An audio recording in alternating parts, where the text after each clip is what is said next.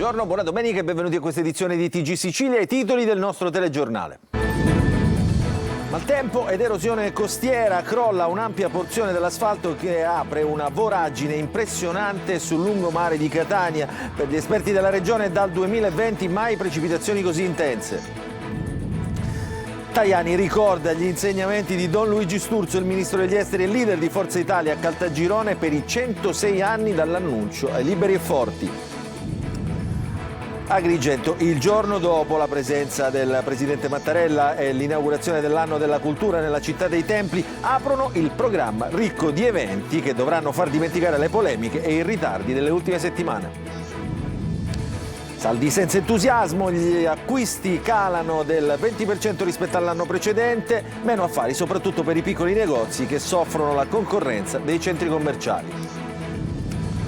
Anziani sempre più attenti alle truffe, ma il fenomeno è in aumento. In provincia di Messina nelle ultime 2 settimane sono stati 8 i tentativi sventati e 4 gli arresti. Travolgente Grease, il musical dei record conquista anche Agrigento, successo di pubblico al Palacongressi. Calcio in Serie C, Catania oggi pomeriggio in campo a Picerno in cerca dei primi punti del 2025. Nell'anticipo il Trapani ha superato il Taranto per 3-0.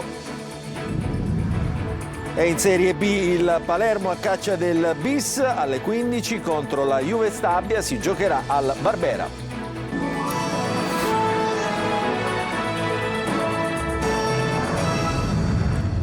Ancora buongiorno, apriamo con il maltempo perché mentre si contano i danni e si rattoppano le buche, a Catania l'erosione costiera inghiotte una parte del lungomare già interdetta ai pedoni per il rischio crolli. L'area è stata delimitata per tenere lontano gli immancabili curiosi. Tonino De Mana. Mentre si contano i danni e si rattoppano le buche stradali, un'enorme voragine si è aperta sul lungomare di Catania, dove sotto l'effetto dell'erosione è collassato il solaio che copriva una parte di scogliera. Il crollo strutturale non distante da piazza Tricolore è avvenuto in area demaniale, in una zona già interdetta ai pedoni, segnalata da vecchi cartelli corrosi dalla salsedine. Cemento armato e bitume sono finiti nel vuoto. Nel fossato sono state inghiottite anche diverse transenne che delimitavano l'area. Il crollo ha riportato alla luce un altro arco in pietra lavica e, come avviene in questi casi, in tanti si sono precipitati sul lungomare per immortalare l'evento. Gran lavoro per i tecnici comunali e per la polizia municipale che a fatica ha cercato di allontanare gli immancabili curiosi. Ma lei è un temerario, ci sono dei divieti tra l'altro. Ma i divieti lo dovrebbe esserci pure qualcuno che controlli realmente, perché anche se io ho scavalcato ed è giusto che non lo dovessi fare, ma c'è gente pure che pesca. Il divieto di transito è molto nascosto, in effetti come non si vede il divieto. Cioè, lei lo sa che sta correndo un pericolo adesso?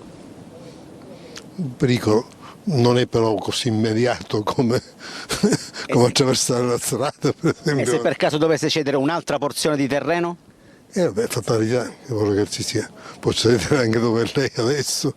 E il maltempo di venerdì 17 con la tempesta mediterranea Gabri entra di diritto nell'elenco dei fenomeni meteo più importanti degli ultimi anni per la Sicilia. Basti pensare che per trovare un giorno più piovoso di venerdì scorso bisogna tornare indietro al 25 marzo 2020. A rivelarlo è stato il SIAS, Servizio Informativo Agrometeorologico Siciliano.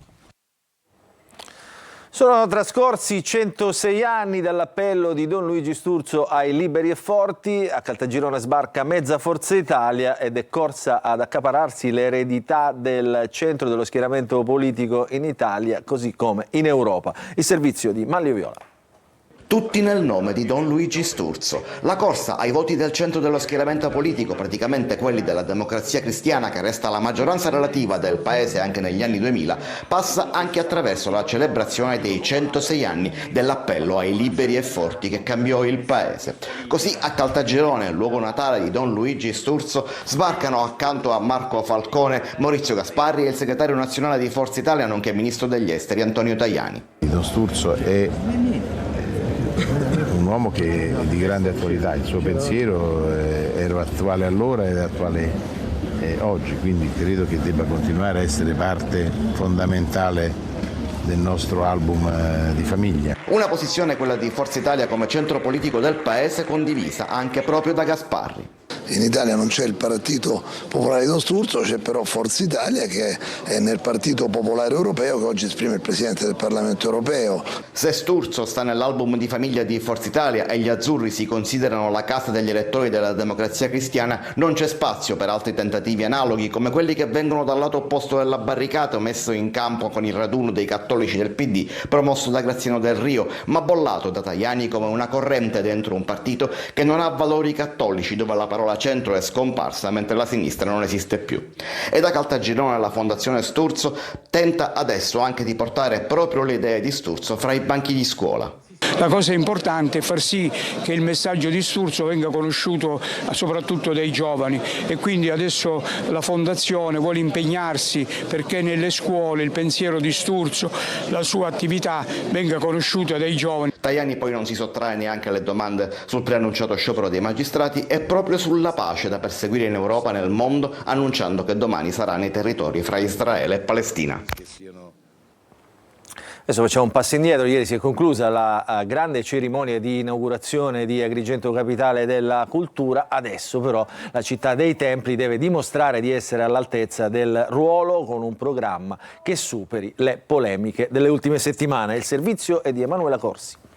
Uno degli intenti di Agrigento in questo 2025 è quello di non essere soltanto lo spettacolare palcoscenico della Capitale della Cultura, ma di costituire sollecitazione. Spenti i riflettori della cerimonia di apertura alla presenza del capo dello Stato Sergio Mattarella, da oggi Agrigento deve dimostrare di essere all'altezza del titolo di capitale della cultura. Una lunga attesa tra luce e ombre, accompagnata da polemiche e difese d'ufficio. L'ultima del presidente Schifani, che ieri, sotto la volta riparata del Teatro Pirandello, ha ribadito che questa occasione offrirà ad Agrigento e all'intera Sicilia l'opportunità di rinsaldare e far conoscere le proprie radici, mostrandole agli italiani e agli stranieri. Dobbiamo essere anche noi bravi a continuare a lavorare alacremente, come si è fatto anche in questo periodo, anche in questi ultimi giorni, per poter dimostrare le capacità di noi agrigentini e di noi siciliani. Un programma ricco di eventi che trae ispirazione dalla teoria delle 4 radici di Empedocle: acqua, aria, terra e fuoco. Agrigento ha vinto con una proposta credibile che si snoderà per tutto l'anno lungo un calendario punteggiato da eventi di caratura internazionale. Appuntamenti ambiziosi, ispirati. Un cartellone che si arricchirà durante il corso dell'anno. Daremo delle grandi risposte. Abbiamo già prodotto a Roma un primo programma che sarà ulteriormente arricchito e innervato con quanti vogliano inserirvi progettualità di alto livello culturale e peraltro con una durata poliennale. Eventi che dovranno fare dimenticare i ritardi, le carenze organizzative, i lavori dell'ultimo minuto per sistemare le strade della città, la carenza d'acqua e qualche strafalcione grammaticale che non si addice ad una capitale della cultura. Adesso parliamo dei saldi che non decollano nemmeno in Sicilia. A lanciare l'allarme sono le associazioni di categoria, ma la conferma arriva anche dai consumatori. Sentiamo il servizio di Francesco Aloi. E domenica mattina siamo nel pieno periodo dei saldi. Dovevano essere un'occasione di rilancio per il commercio, ma almeno fino ad ora così non è stato. Stanno andando un pochettino a rilento, visto anche il brutto tempo che non ci sta aiutando e soprattutto anche vediamo che c'è poca affluenza da parte delle persone, anche poca predisposizione all'acquisto. Ecco. Le associazioni di categoria hanno già una prima stima. Rispetto allo scorso anno in Sicilia meno 20% di acquisti, un dato che fa riflettere. Le vendite sono a rilento e non riusciamo giustamente, il prodotto c'è, sono pure gli sconti e sono dei bei sconti, ma evidentemente la gente non può per ovvi motivi. I negozi di vicinato sono sempre più in sofferenza. Basta fare un giro nelle vie dello shopping. Attività chiuse per sempre e poca gente in giro. Si preferiscono i centri commerciali o ancora di più gli acquisti online. L'attesa per i saldi non c'è più. Secondo me no, perché ormai tra Black Friday e via discorrendo le persone comprano dove capita online. Sicuramente non convengono più.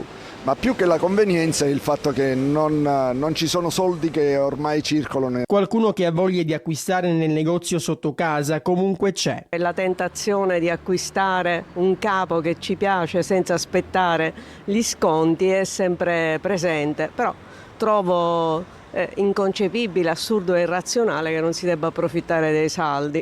Ancora qualche settimana per approfittare degli sconti e soprattutto per dare un po' di ossigeno ai commercianti della città. Adesso parliamo dei tentativi di truffe agli anziani, che è un fenomeno in aumento. In provincia di Messina nelle ultime 2 settimane sono stati 8 i tentativi sventati, 4 invece gli arresti. Il servizio di Francesco Triolo. Un fenomeno che non si attenua, quello delle truffe agli anziani, anche se negli ultimi tempi in provincia di Messina in buona parte dei casi le azioni dei truffatori non sono state portate a termine grazie al fatto che le persone contattate avevano compreso di avere a che fare con malintenzionati che si fingevano o un avvocato o un appartenente alle forze di polizia. Dall'inizio dell'anno, dai dati forniti dai carabinieri del comando provinciale, è stato consistente il numero di segnalazioni al 112 da parte di anziani che hanno riferito di tentate truffe. Nella zona tra Taormina e Giardini Naxos in soli 2 giorni ci sono stati ben 8 casi di tentativi in cui uomini con le scuse più disparate hanno cercato di ingannare anziane ed anziani dicendo ad esempio che il figlio era stato trattenuto in caserma o che la figlia aveva causato un incidente stradale, passando addirittura il telefono ad una donna che piangendo si spacciava per la parente che chiedeva di consegnare tutto l'oro perché altrimenti avrebbe rischiato 1 anno di carcere. 4 le persone arrestate, 2 individui di origine campana sono finiti in manette il 21 dicembre scorso dopo che avevano truffato un'anziana di Santa Teresa di Riva. Un uomo e una donna, entrambi della provincia di Catania, invece sono stati arrestati il 10 gennaio in esecuzione di misura cautelare dopo un'indagine condotta dai militari di Mistretta, da cui sono emersi gravi indizi per una truffa subita da un'anziana nel maggio del 2024. Rubava il cibo dalla mensa dell'ospedale per dare da mangiare ai suoi gatti, almeno così si è giustificato il dipendente di una ditta che si occupa dei servizi di ristorazione in un'azienda ospedaliera di Catania. Il sedicente gattaro caricava il suo furgone con la merce a inizio e a fine turno, soprattutto di domenica. Il danno stimato, secondo le indagini, si aggira intorno ai 3.000 euro al mese. Adesso ci spostiamo a Ragusa, incontri, dibattiti e lezioni sui temi caldi dell'attualità per avvicinare i cittadini ai concetti di comunità, senso civico e tutela democratica. Il primo incontro della Scuola dei Beni Comuni, così si chiama, è stato dedicato all'autonomia differenziata. Veronica Barbarino. La riforma varata dal governo Meloni per l'autonomia delle regioni è uno degli argomenti più divisivi del dibattito politico italiano. Gli effetti di questa legge, già in parte dichiarata incostituzionale, sul Sud Italia e sull'intero sistema statale sono stati al centro di un incontro organizzato dalla Scuola dei Beni Comuni di Ragusa Ibla. L'idea stessa di trasferire 22 e più materie attualmente di competenza dello Stato o tutt'al più concorrenti interamente alle regioni accentua ancora di più i divari territoriali di questo Paese. Abbiamo una grande speranza a questo punto, da cittadino lo dico, e cioè il fatto che la Corte Costituzionale dia via o libera al referendum e a quel punto, se il governo non fa retromarcia, toccherà a noi cittadini mobilitarci e fermare questa insana misura che divide l'Italia invece di unirla. Questo caldo tema apre il nuovo anno della scuola, che vede tra i fondatori il magistrato di Cassazione Bruno Giordano, per promuovere comunità, senso civico e tutela democratica. Al secondo anno di attività vuole promuovere le intelligenze, la cultura e soprattutto il sapere, che è il fondamento della democrazia, senza la quale noi non possiamo avere nell'esercizio di nessun diritto civile e di nessun diritto sociale. L'obiettivo quindi è rendere il cittadino artefice di ogni momento della democrazia attraverso scelte condivise e senso civico. Al Palacongressi di Agrigento, adesso per gli spettacoli, grande successo per il musical dei record, l'intramontabile Grease, portato in scena dalla Compagnia dell'Arancia. Servizio di Davide Sardo. Sold out per Grease, uno dei musical più amati di sempre, portato in scena sul palco del Palacongressi di Agrigento dalla Compagnia dell'Arancia. Oltre 1 migliaio di spettatori hanno goduto di uno spettacolo straordinario con musiche indimenticabili.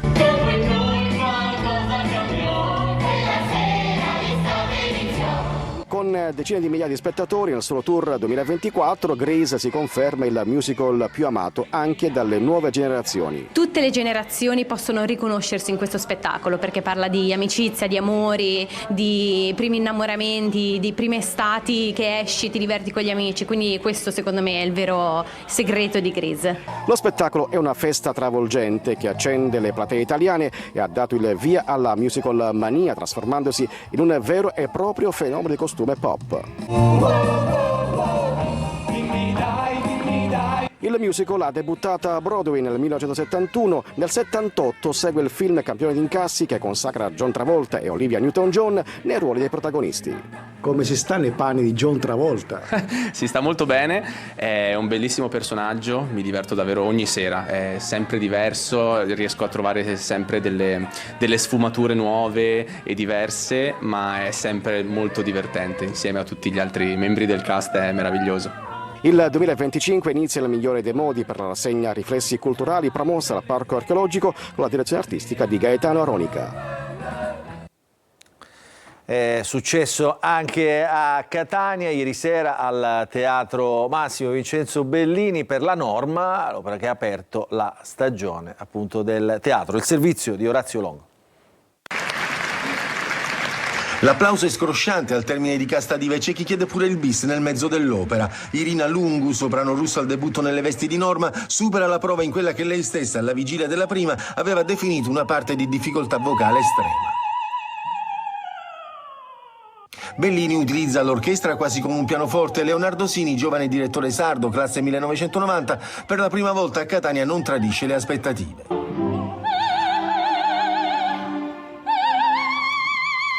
L'allestimento dell'argentino Ugo Deana in un'ambientazione napoleonica che in qualche modo è essa stessa una invocazione alla pace nella storia complessa della sacerdotessa dei druidi. Norma appunto chiama Pollione, interpretato da Antonio Poli, e che racconta la sua verità di donna e madre, di amante e di rivoluzionaria, padrona del suo destino tra furia, disperazione e rassegnazione. La prima assoluta a Milano nel 1831, a Catania apertura della stagione 2024-2025 del Teatro Bellini a 190 anni dalla morte del cigno catanese.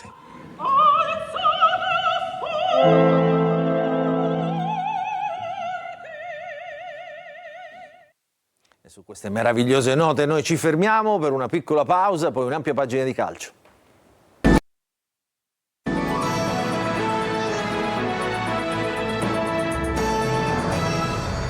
Ancora ben trovati nella seconda parte del nostro TG Sicilia, parliamo di calcio, cominciamo con la Serie C a Picerno. Oggi pomeriggio il Catania cerca la svolta e i primi punti del 2025. Il tecnico dei rossazzurri toscano confida sugli interpreti delle ultime due gare, ma non è da escludere novità nell'11 titolare. Da Picerno ci aggiorna Marco Carli. Buon pomeriggio dallo stadio Donato Curcio, dove alle 17:30 si giocherà Picerno-Catania. Le condizioni meteo, prima di tutto la neve che è lontana sulle montagne attorno a Picerno, neve che aveva invece imperversato nelle fasi finali della scorsa settimana. Terreno di gioco in perfette condizioni, noi ve lo ricordo, vi aspettiamo su Telecolor a partire dalle 17 con diretta stadio. Partita che è molto importante per il Catania, ci saranno anche 250 tifosi rossazzurri che si assieperanno nella tribuna del Donato Curcio. Il Catania che è in ritiro in Calabria da 4 giorni, ieri ha parlato Toscano, pressappoco gli stessi interpreti, Ceddini, ma giocherà Farroni in porta, e poi ci sono delle alternative in difesa come Ierardi, alternative a centrocampo che ritornano come Di Tacchio e Sturaro. Ma andiamo a sentire proprio Toscano che cosa ha detto delle condizioni della sua squadra. Siamo venuti in ritiro per unirci di più, andare dentro di più alla situazione che stiamo attraversando. La squadra ha lavorato bene,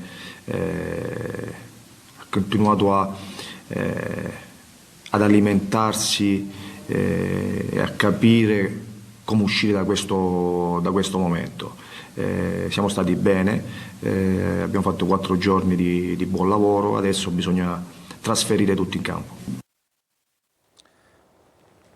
Vittoria ieri sera per 3-0 del Trapani contro gli ultimi in classifica, il Taranto, 2 le reti messe a segno dall'attaccante Lescano, il servizio di Franco Cammarasana. Una vittoria per 3-0 quasi annunciata ieri sera, quella del Trapani sul Taranto, squadra ultima in classifica, figlia di una società in piena crisi, Cesar Provinciale imbottita di giovani. Gara iniziata con i botti, quelli però dei petardi lanciati in campo dai tifosi del Taranto, che dopo appena 3 minuti dall'inizio ha costretto l'arbitro a sospendere per circa 4 minuti la partita. Poi si è presa la scena Facundo Lescano all'asciutto da 3 partite, che di gol ne ha messi a segno 2, portando a 17 il suo bottino personale in campionato. Il primo al 12° sugli sviluppi di un angolo di Benedetti, deviato di testa in rete dal centravanti argentino. 2 interventi del giovane portiere Caputo, al 28° su Lescano e al 40° su un tiro di Benedetti, hanno impedito al Trapani di chiudere la partita nel primo tempo. Al quarto della ripresa però Anatriello, appena prelevato dal Messina, ha servito a Lescano il cross del 2-0. Il Taranto si è fatto vivo nei pressi di Uicai soltanto al 9°, ma Mastro Monaco ha mancato clamorosamente alla rete del 2-1. Appuntamento che non falliva al 32° Ciotti, bravo a siglare il 3-0 su un cross del neoacquisto Ciotti.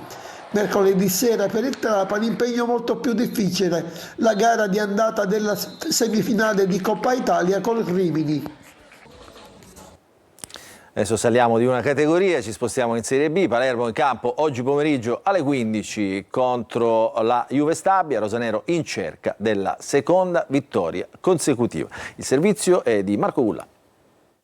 Alla ricerca del bis, il Palermo oggi pomeriggio al Barbera contro la Juve Stabia proverà a sfatare il tabù della continuità. In questo campionato infatti i rosanero non hanno mai centrato 2 vittorie consecutive e allora dopo il successo di domenica scorsa con il Modena contro i campani l'occasione è più che ghiotta, anche se la Juve Stabia è formazione solida e compatta. Non sarà facile, ma il Palermo, come ha sottolineato anche il tecnico Dionisi, appare molto più determinato e volitivo. Avrà davvero cambiato marcia? La squadra mi è piaciuta, mi sta piacendo, mi deve piacere domani, ci deve piacere domani perché vogliamo tutti la stessa cosa, vogliamo migliorare la classifica, vogliamo dar continuità, vogliamo vincere in casa, rispettando chi affrontiamo, perché come ho già detto altre volte l'avversario va rispettato, la classifica va guardata e l'avversario ad oggi ha 3 punti in più di noi. Blen è recuperato, è tra i convocati, così come Di Francesco. Dilemma in porta, De Planche è ormai arruolabile, scalpita per tornare titolare,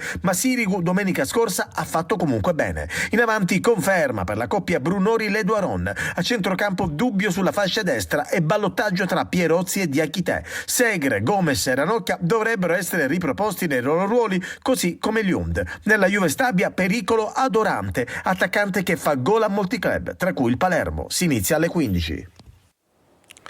Il telegiornale finisce qui, non ci sono ulteriori notizie, vi ricordo che l'informazione su Antenna Sicilia ritornerà questa sera alle 20. Grazie per averci seguito, un buon proseguimento di domenica a tutti.